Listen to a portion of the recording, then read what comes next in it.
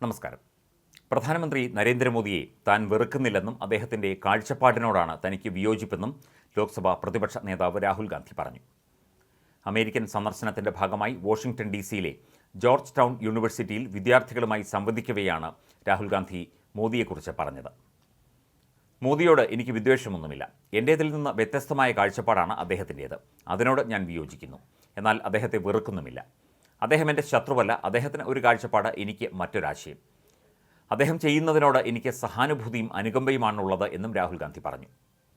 കൂട്ടിയോജിപ്പ് ലയിപ്പിക്കുക എന്നതാണ് ഇന്ത്യയുടെ അടിസ്ഥാന ആശയമെന്നും രാഹുൽ പറഞ്ഞു.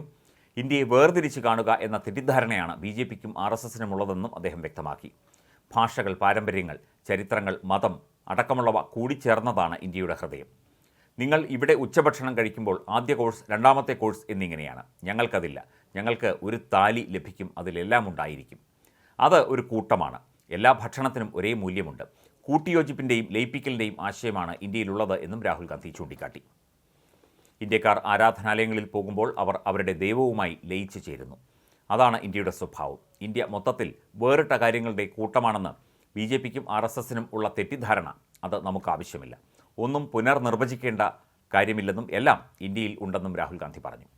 മൊഹബത്ത് കി ദുഖാൻ എന്ന മുദ്രാവാക്യം ചൂണ്ടിക്കാട്ടി സ്നേഹം എന്ന ആശയത്തെക്കുറിച്ചുള്ള ചോദ്യത്തോടും രാഹുൽ ഗാന്ധി പ്രതികരിച്ചു. രാഷ്ട്രീയത്തിലെ കാര്യങ്ങളാണ് ഏറ്റവും രസകരം. നിങ്ങൾ ഒരു വ്യക്തിയോട് ആക്രോശിക്കുന്നു, ആ വ്യക്തി നിങ്ങളോട് തിരിച്ചും ആക്രോശിക്കുന്നു. എന്നിട്ട് നിങ്ങൾ അയാളെ അധിക്ഷേപിക്കുന്നു, നിങ്ങളെ അയാളും തിരിച്ച് അധിക്ഷേപിക്കുന്നു. ഇത് വളരെ വിരസമായ കാര്യമാണെന്നും രാഹുൽ ചൂണ്ടിക്കാട്ടി. കോൺഗ്രസ് പാർട്ടിയും പ്രതിപക്ഷവും രണ്ട് പ്രധാന വെല്ലുവിളികളാണ് നേരിടുന്നത്. ആദ്യം തെരഞ്ഞെടുപ്പിൽ മത്സരിക്കുക, രണ്ടാമത്തേത് BJPയും RSSും സൃഷ്ടിച്ച തകർച്ച പരിഹരിക്കുക എന്നതാണ് അവ. BJPക്കെതിരായ തെരഞ്ഞെടുപ്പ് പോരാട്ടത്തിൽ വിജയിക്കും എന്ന വിശ്വാസമുണ്ട്. അടുത്ത മാസങ്ങളിൽ നടക്കുന്ന തെരഞ്ഞെടുപ്പുകളിൽ കോൺഗ്രസ് ജയിക്കും. BJPയും RSSും നമ്മുടെ സ്ഥാപനങ്ങൾക്ക് വരുത്തിവെച്ച നാശനഷ്ടങ്ങൾ ഇല്ലാതാക്കുക എന്നത് വളരെ പ്രാധാന്യമുള്ള വിഷയമാണ്. അത് അത്ര എളുപ്പത്തിലും ലളിതമായും പരിഹരിക്കപ്പെടാൻ പോകുന്നില്ല. 20-ലധികം കേസുകൾ തനിക്കെതിരെയുണ്ട്.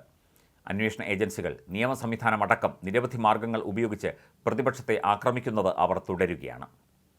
സ്ഥാപനങ്ങളെ നിഷ്പക്ഷമാക്കുക എന്നതാണ് യഥാർത്ഥ വെല്ലുവിളിയെന്നും രാഹുൽ ഗാന്ധി പറഞ്ഞു. ഇക്കഴിഞ്ഞ ലോക്സഭാ തെരഞ്ഞെടുപ്പ് സ്വതന്ത്രമായിരുന്നില്ല എന്നും അദ്ദേഹം കുറ്റപ്പെടുത്തി. കടുത്ത നിയന്ത്രണങ്ങളോടെയുള്ള തെരഞ്ഞെടുപ്പായിട്ടാണ് ഞാൻ കാണുന്നത്.